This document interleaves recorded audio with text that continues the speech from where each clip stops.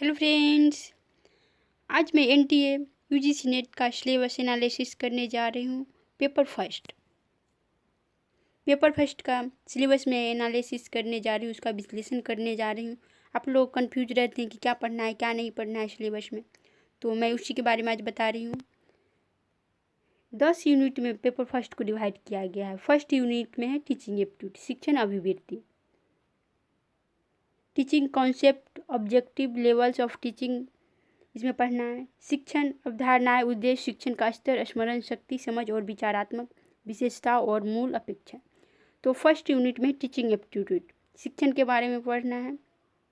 शिक्षार्थी की विशेषताएं, किशोर और वयस्क शिक्षार्थी की अपेक्षा क्या है, शैक्षिक, सामाजिक, भावनात्मक और संज्ञानात्मक व्यक्तिगत विभिन्नताएं।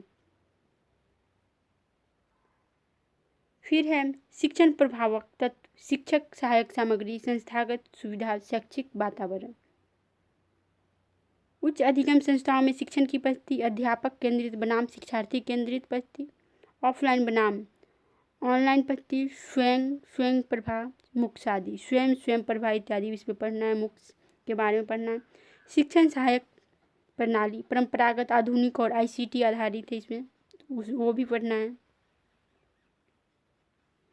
मूल्यांकन प्रणालियाँ, मूल्यांकन के तत्व और प्रकार, उच्च शिक्षा में विकल्प आधारित क्रेडिट प्रणाली और मूल्यांकन, कंप्यूटर आधारित प्रेरित परीक्षा, मूल्यांकन पद्धतियों में नवाचार इत्यादि।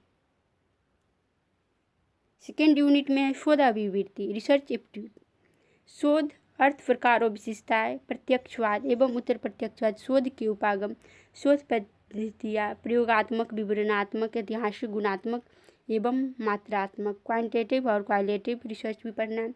शोध के चरण, शोध प्रबंध एवं आलेख लेखन, फॉर्मेट और संदर्भ की शैली, शोध में आईसीटी का अनुप्रयोग, शोध नैतिकता, रिसर्च एथिक्स इत्यादि पढ़ना है इसमें।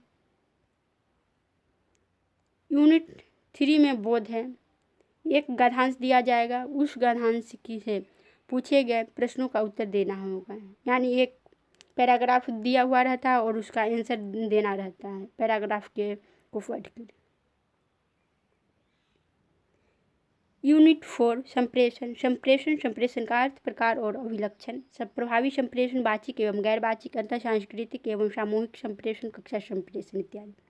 प्रभावी संप्रेषण की बाधाएं, जन, मीडिया एवं समाज। यूनिट 4 में पढ़ना है संप्रेषण यानी कम्युनिकेशन। यूनिट 5 गणितीय तर्क और अभिवृत्ति, तर्क के प्रकार, संख्या श्रेणी, अक्षर श्रृंखला, कूट और संबंध, संख्या श्रेणी, अक्षर श्रृंखला, कूट और संबंध। गणितीय अभिवृत्ति, अंश, समय और दूरी, अनुपात, समानुपात, प्रतिशतता, लाभ और हानि, ब्याज और छूट, औसत आदि। तो इसमें 2 लाइन हो गया है। यूनिट 6 युक्तियुक्त तर्क, युक्ति के ढांचे का बोध, युक्ति के रूप, निरूपाधिक, तर्क, वाक्य का ढांचा, अवस्था और आकृति, औपचारिक एवं अनौपचारिक, युक्त दोष, भाषा का प्रयोग, शब्दों का लक्ष्यार्थ और वस्तुअर्थ, विरोध का परंपरागत वर्ग, युक्ति के प्रकार, निगमनात्मक, आगमनात्मक युक्ति, इंडक्टिव एंड डिडक्टिव युक्ति का मूल्यांकन और विशिष्ट विशिष्टीकरण, अनुरूपताएं, वेन का आरेख, तर्क की वैधता सुनिश्चित करने के लिए वेन आरेख का सरल और बहुप्रयोग। इसी में यूनिट 6 में ही पढ़ना है इंडियन लॉजिक, भारतीय तर्कशास्त्र, ज्ञान के साधन, प्रमाण, प्रत्यक्ष, अनुमान, उपमान, शब्द, अर्थापत्ति और अनुपलब्धि, अनुमान की संरचना, प्रकार, व्याप्ति, हेत्वाभास। यूनिट 7 में पढ़ना आंकड़ों की व्याख्या, आंकड़ों का स्रोत, प्राप्ति और वर्गीकरण, चित्रवत वर्णन, bar chart, histogram, pie chart, table, chart और रेखा, आंकड़ों का मानचित्रण, आंकड़ों की व्याख्या, आंकड़ों और सुशासन, आंकड़े और सुशासन पढ़ना है। यूनिट 8 में सूचना और संचार प्रौद्योगिकी,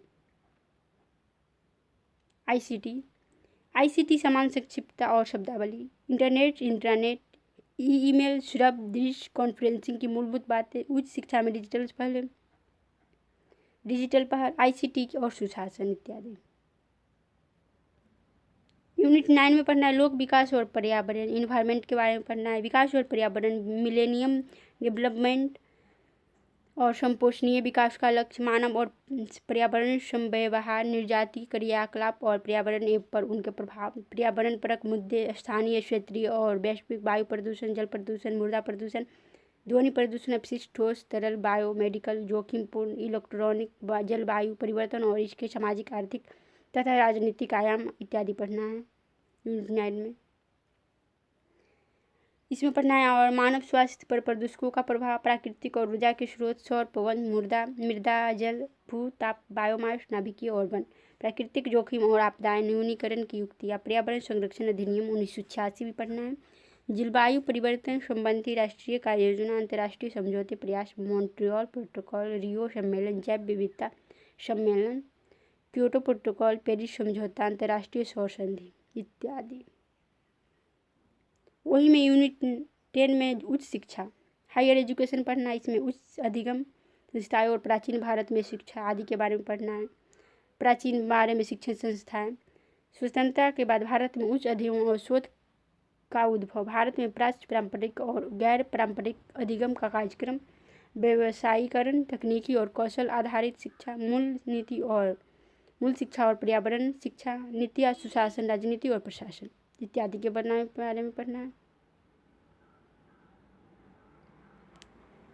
तो उच्च शिक्षा में यूनिट 10 में पढ़ना है उच्च शिक्षा 10 यूनिट पढ़ना है, जिसमें सभी यूनिट से 5-5 क्वेश्चन रहता है और 50 क्वेश्चन रहता है टोटल पेपर में, और 100 नंबर का होता है पेपर, और कुल प्रश्न की संख्या 50 रहता है और इसमें 2-2 नंबर का एक प्रश्न रहता है।